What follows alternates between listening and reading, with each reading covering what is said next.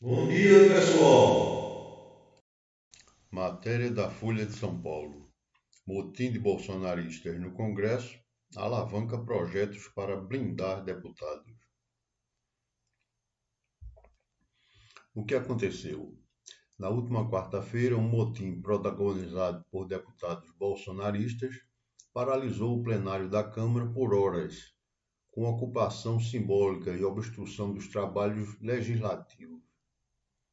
A ação gerou forte tensão institucional e exigiu a intervenção de líderes como Arthur Lira para retomar a sessão.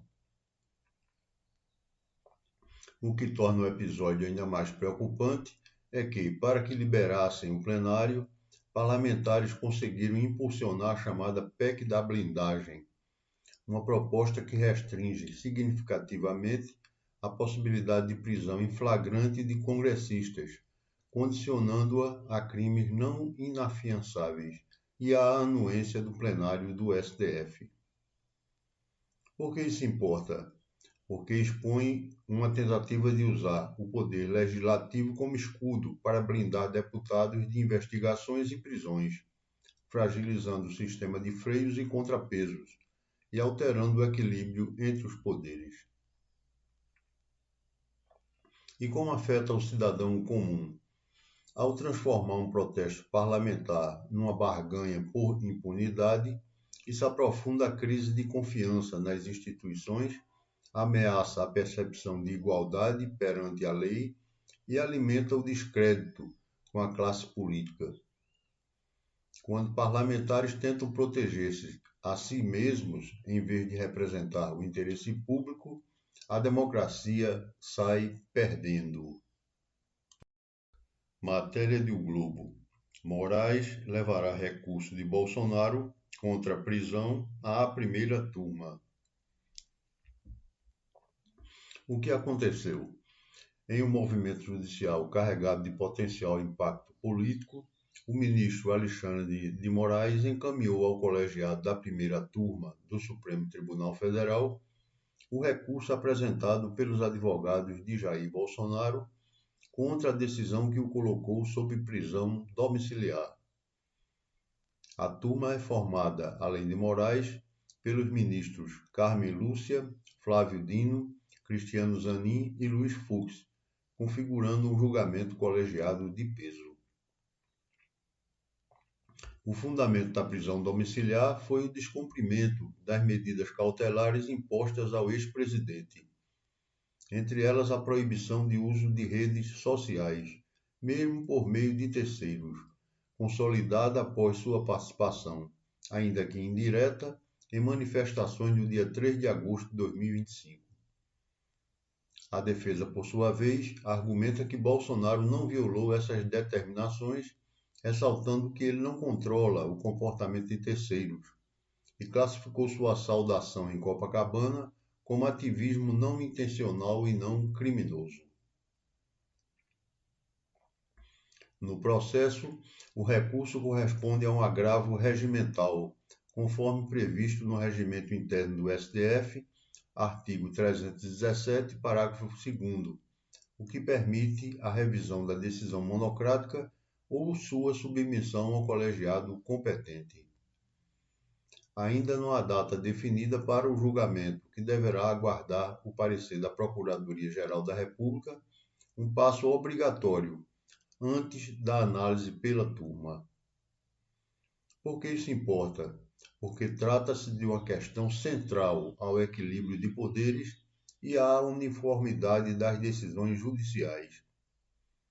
A transferência do julgamento para a primeira turma representa, em tese, uma garantia de colegialidade e transparência na análise de uma medida coercitiva com forte carga política. Além disso, o caso reflete as tensões entre medidas monocráticas e o julgamento coletivo no Supremo.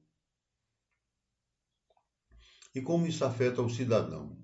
A decisão envolve diretamente a percepção pública sobre justiça, democracia e igualdade perante a lei, especialmente em um cenário polarizado como o atual.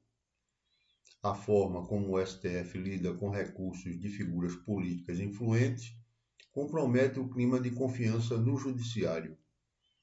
A sociedade observa atentamente. Se prevalecer o rigor institucional, é sinal de que ninguém está acima da lei. Se houver impressão de parcialidade ou influência política, a erosão da credibilidade nas instituições pode ser ainda maior.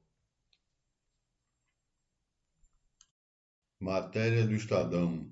Fim de motim teve acordo para limitar prisão de parlamentares. O que aconteceu?